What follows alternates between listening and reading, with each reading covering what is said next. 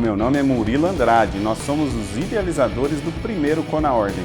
Gostaríamos de agradecer a todos os congressistas que estão compartilhando os seus conhecimentos com vocês. Todos são mestres ou doutores em Direito, palestrantes de alto renome nacional, especialistas em suas áreas. Muito obrigado também ao Centro Universitário Unifaciar por todo o apoio e logística para a realização deste evento. E obrigada a você que está nos assistindo. Tenha mais uma ótima palestra. Olá, queridos alunos, tudo bem? Eu sou o professor Guilherme Correia, é um grande prazer estar aqui fazendo parte desse CONA Ordem, desse Congresso Nacional do Exame de Ordem. Você vai contar com muitos especialistas, muitas pessoas, professores acostumados com o exame de ordem, que vão te passar aqui algumas dicas, algumas informações importantes nesse projeto bastante inovador. Então, queria me apresentar, como eu disse, eu sou o professor Guilherme Correia e aqui na tela eu coloco algumas informações que podem ser úteis para você. Eu tenho um site, www.professorguilhermecorreia.com.br, o meu e-mail de contato@professorguilhermecorreia.com.br, o meu Instagram, @professorguilhermecorreia, e o meu canal no YouTube ali, aquele endereço grande ali, mas se você digitar lá Guilherme Correia, você vai me localizar, ou no próprio Instagram, no próprio site também tem os links que levam a esse canal do YouTube, onde eu tenho bastante vídeo lá, tá? No Instagram também tem vários vídeos de dicas, de temas importantes para a prática em Direito Civil para a segunda fase, já que nesse site aí eu trabalho bastante com a prática em Direito Civil. Então, antes de começar a expor aqui o objeto da minha fala, eu queria te dizer que eu trabalho há muito tempo com o exame de ordem. Então, desde 2012, eu venho trabalhando com o exame de ordem. Eu sou professor de processo civil desde 2010. Em 2012, eu fui picado pelo bichinho ali do curso preparatório e comecei a lecionar para o exame de ordem em 2012. Então, de lá para cá, são vários exames trabalhando com os alunos, vários cursos em que eu trabalhei, e agora eu criei o meu próprio curso, onde eu também continuo trabalhando com o exame de ordem. Então, é aquela minha paixão, eu faço um monte de outras coisas, mas eu nunca largo a preparação para o exame de ordem. E o que eu queria fazer aqui com você? Um breve histórico da FGV em relação ao exame de ordem, já que o tema da nossa palestra é justamente como gabaritar processo civil no exame de ordem. Antes de falar como gabaritar, eu queria que você entendesse a importância de tentar ou de chegar muito perto a gabaritar a prova de processo civil.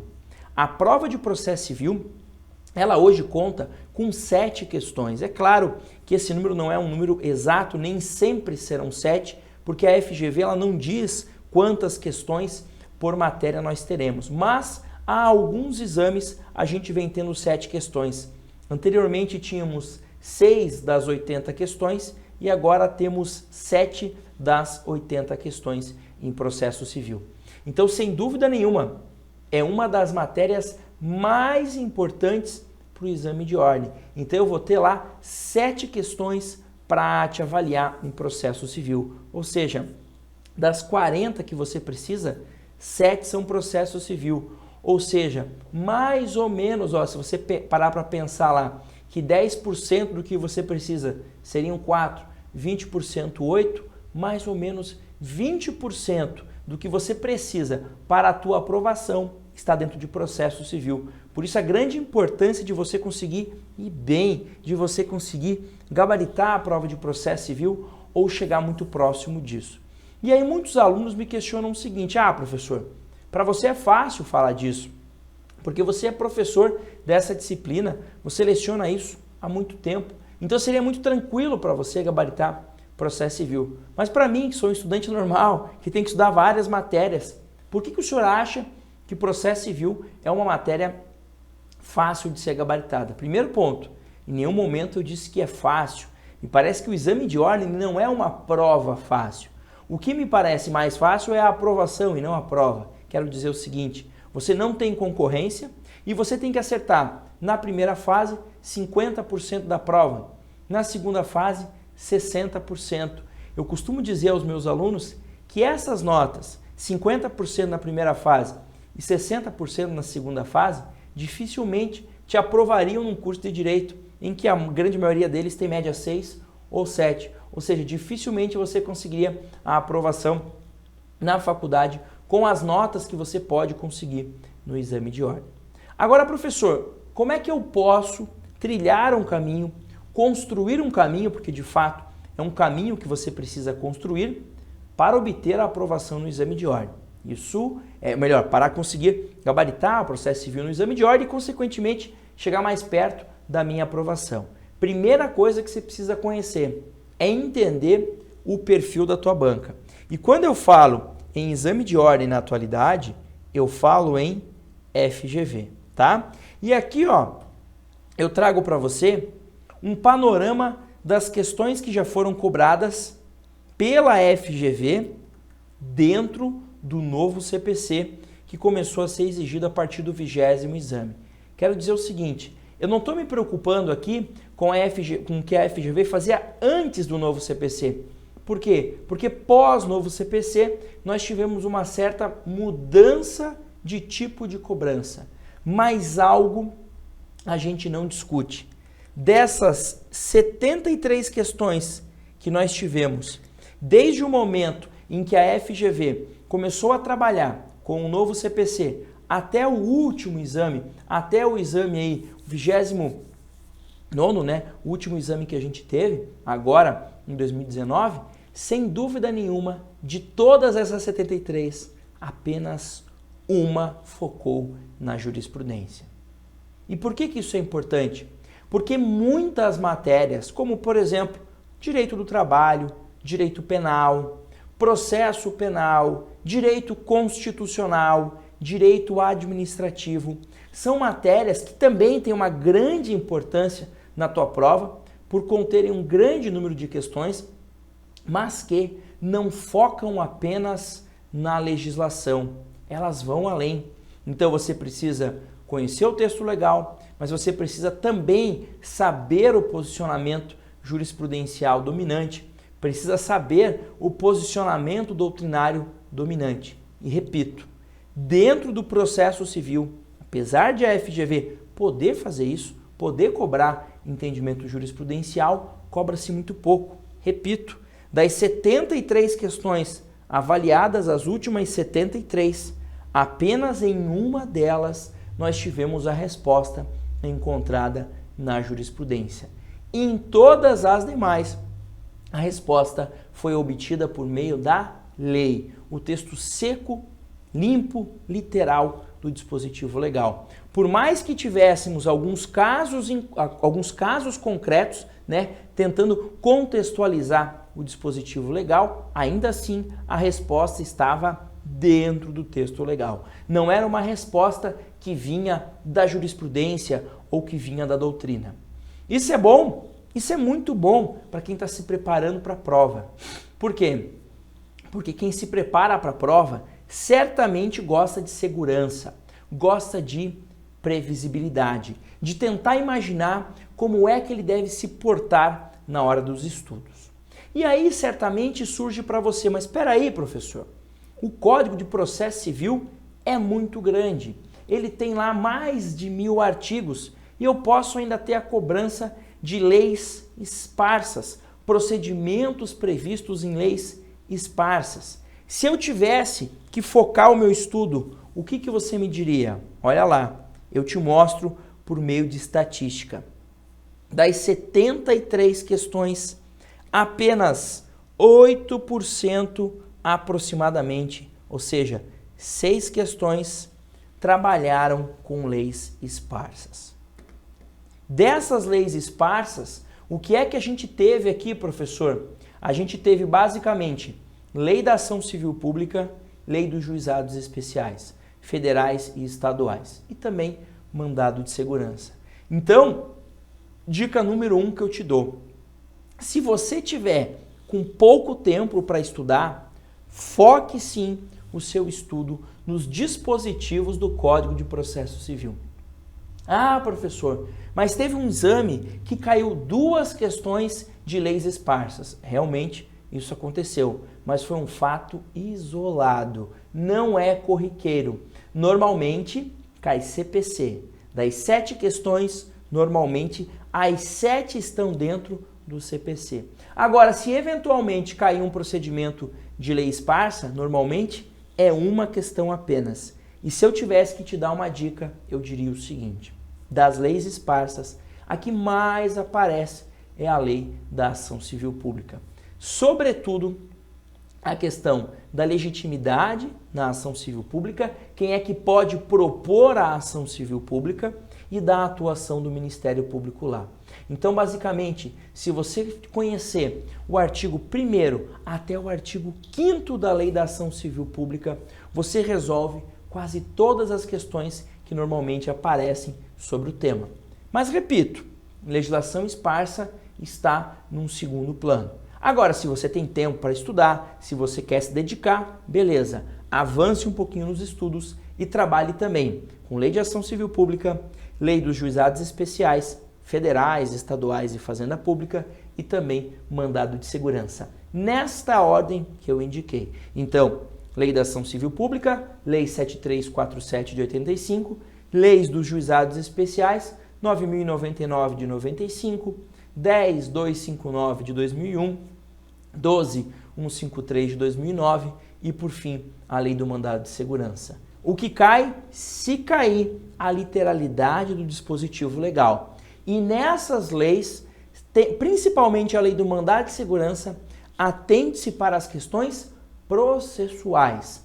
Prazo, inexistência de sucumbência, recursos cabíveis contra as decisões, se atente às questões processuais, tá? Então, professor, 92% quase, né, 91, aqui ó, 78% das questões englobaram o Código de Processo Civil. Sim, por isso que eu digo, você vai dedicar 90% do seu tempo para estudar o CPC e 10% para estudar o que está fora do código. Professor, isso significa que eu vou me dar bem necessariamente? Não. Significa que você aumenta as suas chances. Gente, conhecer estatística não é prever o futuro, mas é torná-lo um pouco mais previsível, tá? Então eu não estou dizendo que na tua prova vai ser 90% de CPC, 10% de legislação esparsa. O que eu estou dizendo é que historicamente a tendência é que assim seja. Então é muito mais fácil eu tentar olhar para o passado, para tentar olhar para frente e ver como estudar, do que simplesmente começar a chutar e falar, ah não, eu vou me dedicar em 50% do tempo para a legislação esparsa e 50% para o CPC. Isso é muito perigoso, porque a história, o histórico das questões tem nos mostrado que não é assim que a FGV faz, tá? Então, beleza. Entendido que o CPC é o grande foco, entendido que a legislação é o grande foco, então como é que eu vou estudar, tá? Como é que eu consigo êxito para obter, né, para gabaritar a prova? Primeira dica que eu te dou, fundamental. Então você sabe, premissas que eu fixo com você aqui. Você sabe que o CPC é sim a legislação mais cobrada dentro da prova de processo civil. Segundo ponto, você sabe que a FGV é uma banca que explora muito a lei, porque dessas 73 questões, em apenas uma delas foi cobrado jurisprudência. Então, como é que eu vou estudar?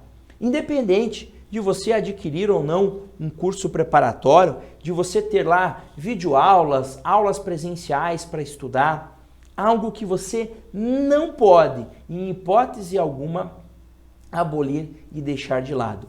Resolução de questões. Você precisa resolver o maior número de questões possível. Gente, tem uma esposa magistrada que estudou para concurso e conseguiu a aprovação dela em tempo que eu considero muito rápido. Conversando com ela, claro, e vivenciando, né, nós já éramos casados à época, e conversando com todos os amigos dela que são magistrados, olhando pela minha experiência como advogado, que passei pelo exame de ordem também, e por todos aqueles que eu conheço que passaram por exame de ordem, todos eles têm alguns métodos de estudo, tá? Alguns estudam uma matéria até esgotá-la, outros vão variando as matérias, outros estudam e revisam, outros estudam e depois revisam. Todo mundo tem o seu método, mas todos os métodos têm uma coisa em comum. Todos eles se testam, todos eles fazem exercício. O exercício é o melhor jeito de você testar o seu conhecimento e revisar, tá? Agora, quando eu leciono para a segunda fase do exame de ordem, os alunos do meu curso, eles sabem, eles sofrem comigo na preparação, mas na hora da prova eles se viram bem. Por quê? Eu costumo passar para eles exercícios de segunda fase aleatórios sobre temas diversos, sem avisá-los de quais temas são e muitos dos temas que eu ainda não lecionei com eles. E aí eles choram, esperneiam, me mandam WhatsApp. Professor do céu, você cobrou uma questão aqui sobre casamento e você não deu aula sobre casamento. Falei, eu sei. Como é que você faz isso com a gente? Eu faço isso para você se obrigar a procurar a resposta no código, porque no dia da tua prova você vai ter acesso ao código, né? Olhando para o aluno da segunda fase. E no dia da tua prova você não tem como adivinhar quais temas cairão. Você vai ter lá 4 questões e vai ter que responder.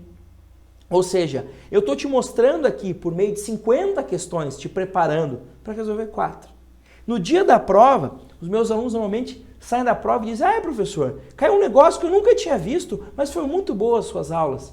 E eu digo, mas isso eu não falei em aula. Ele fala, eu sei que não falou, mas eu achei a resposta muito fácil, porque eu me acostumei a buscar a resposta. Agora, isso vale também para a primeira fase? Não. Para a primeira fase, o estudo por questões ele funciona quando você tem um prévio conhecimento sobre aquele assunto.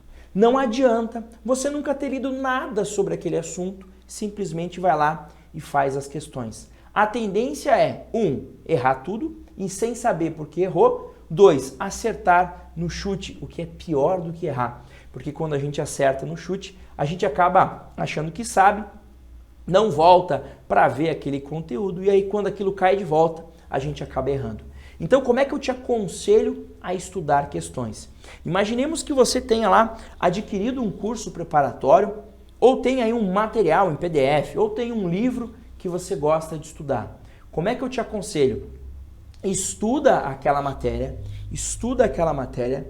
resolve o exercício depois, tá? Professor, mas vai estar muito fresco na minha cabeça. Eu sei que vai. Esse é o momento de fixação do conteúdo. Não é o momento de revisão.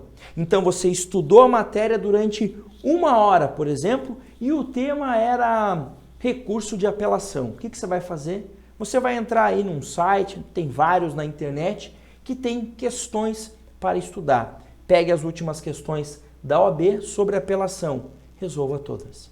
Professor, tinha só 3. Pegue questões da FGV, ainda que não seja do exame de ordem, sobre apelação e resolva todas, tá? Resolveu todas? Acertou? Beleza. Verifica por que acertou. Errou? Verifica por que errou, tá bom? Professor, mas aí é fácil acertar, porque a matéria está fresca. Como eu disse, era o momento de fixação do conteúdo, não de revisão. Aí quando você for revisar o conteúdo, você vai novamente elaborar ou fazer esse exercício. Tem alunos que fazem o seguinte, estudam a matéria de apelação numa semana, por exemplo, imaginemos lá na segunda-feira. Aí na quinta-feira ele estudou agravo de instrumento. Antes de começar a estudar agravo de instrumento, ele resolve as questões de apelação. Para quê? Para ir fixando e revisando aquele conteúdo ao mesmo tempo. Gente, o estudo para concurso, o estudo para o exame de ordem é rotina, é método e muita repetição. Professor, tem vezes que eu faço a questão, eu já nem sei porque eu acertei, a impressão que dá é que eu decorei aquilo. Pois é, isso acontece mesmo. E isso acontece que muitas questões se repetem em concursos públicos e exame de ordem. Então você acaba tendo que exercer essa repetição mesmo, tá? Então, o estudo por exercícios é um caminho bom para você conseguir a aprovação no exame de ordem, sem dúvida nenhuma, mas repito, para a primeira fase é importante que você tenha o conhecimento prévio. Prof, um outro ponto que me ocorre aqui e que faz parte também da minha exposição é o seguinte. Gente, eu disse para você que exercício é importante e eu disse para você que a FGV é uma banca legalista. Então eu vou pegar o meu código, vou abrir do artigo 1º até o 1000 e pouco lá e vou ficar lendo ele. Se você quiser fazer isso, faça. Não vai ser muito produtivo, não. Não vai ser muito útil, não. E você não vai aguentar fazer isso daí, tá? Então, o que eu aconselho? Como é que funciona a leitura dos dispositivos legais? Você precisa ler o dispositivo legal antes de estudar o tema, o conteúdo. Então, por exemplo, videoaula de apelação. O que eu vou fazer? Eu vou abrir o meu código e vou ver onde está a apelação no código. Artigo 1009 até o artigo 1014. Antes de assistir a videoaula, antes de ir para a aula lá no cursinho, que é sobre apelação, antes de ler o livro, antes de ler a apostila, o que for, eu vou ler do 1009 ao 1014. Mas eu não vou ler aleatoriamente, eu vou ler tentando entender, tá? Vou assistir a aula, vou ler o material. Cada vez que eu assisto a aula e leio o material, eu vou fazer o quê? Primeira coisa, artigos citados são artigos novamente lidos. O professor citou o artigo 1009, leia ele de volta. O professor citou o artigo 1014, leia ele de volta. O material que você está lendo, ele menciona lá o artigo 1013, então dá uma lida nele de volta. E no final do estudo, você faz a leitura de volta dos artigos. Então não é sair por aí lendo artigo que nem um louco, não. É ter um certo sistema. Lê antes do estudo e lê após o estudo. Por que você lê antes do estudo? Qual que é o sentido disso? Você saber do que iremos falar. Você tem uma prévia noção do que vai ser contado. Aí você assiste a aula, ou você lê a aula, lê o material, e num segundo momento você lê o artigo de volta, porque isso ajudará na fixação. É corriqueiro ouvir de aluno assim, ó, professor, caiu uma questão que eu já tinha ouvido falar, mas na hora me deu um branco. E por quê? Porque ele estudou, mas ele não complementou o ato de fixar e revisar aquele conteúdo. E isso acontece bastante, tá? Então, definimos aqui que para você gabaritar, você precisa se atentar que a tua banca é legalista, então você precisa ler a lei sim, e para ajudar a fixar o conteúdo e revisar, bastante exercício. Agora, professor, então, eu vou focar no CPC, porque o CPC, sem dúvida nenhuma, é o que mais aparece. O senhor me mostrou aí por meio de estatística. Agora, já que o senhor gosta de números, o que mais cai? Então, vamos lá. Gente, olha lá. Eu tenho aqui 3 temas que são os mais importantes. Parte geral do CPC, tá? Parte geral do CPC, que começa lá no artigo 1º e vai até antes ali de iniciar o procedimento comum, artigo 316, 317. O procedimento comum também é um tema que cai bastante, e o tema dos processos nos tribunais, tá? Procedimentos especiais, cai muito, olha ali, ó, 5 vezes. Só que quando cai, é alternado, não cai sempre o mesmo procedimento especial. Por isso que eu digo, eu não posso te dizer, estude os procedimentos especiais, mas qual? São vários. Então é muito mais fácil você estudar temas abertos, temas gerais. Processo de execução. Quando cai algo muito específico, muito difícil normalmente. E é muito explorado em segunda fase, em primeira não tanto. Agora, procedimento comum, processo nos tribunais e parte geral do CPC, sem dúvida nenhuma. Professor, o que desses temas o senhor destacaria para a gente?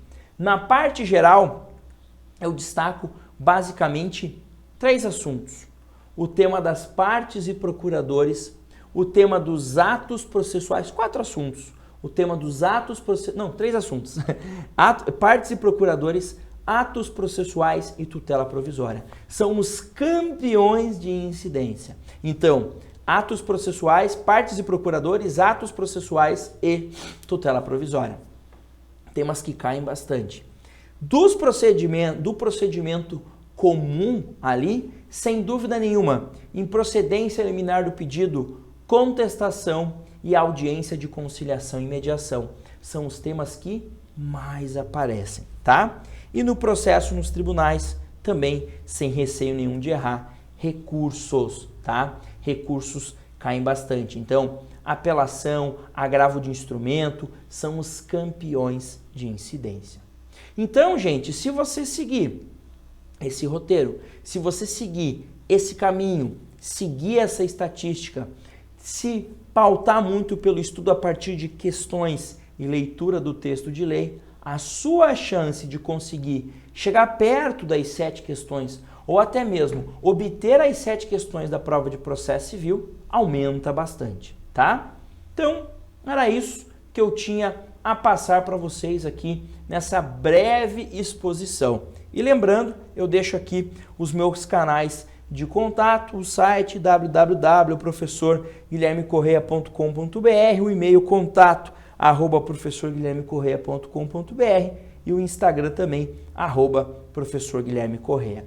Lembre-se que no Instagram tem vídeos quase que diários, no YouTube também, com muitas dicas importantes dessa parte que eu leciono aqui. E claro, qualquer dúvida que você tenha, entre em contato comigo que eu vou te ajudar, tá? Você pode ter certeza que um dos maiores prazeres da minha vida nos termos profissionais é ajudar os alunos a conseguirem a aprovação no OAB. Por quê? Eu, como advogado, né, gosto dessa profissão e quero que todos aí que também almejam, que gostem, possam começar a trabalhar. Porque eu sei bem que a gente fica nesse limbo, nessa situação desesperadora de estar formado ou estar quase se formando e não saber muito bem o que vai fazer. E aí, quando você passa no exame de ordem, parece que aquilo tudo acaba abrindo, né? Algumas portas se abrem, um horizonte se abre para você e você começa a enxergar outras possibilidades. Então, um grande abraço, foi um grande prazer participar desse evento super inovador, Congresso Nacional de Exame de Ordem, ou seja, o CONAOrdem. Coloco aqui à minha disposição os meus contatos, eu deixo aqui com você. Fique à vontade para qualquer problema, qualquer dúvida, qualquer sugestão que você tenha me contatar. Um grande abraço e até mais.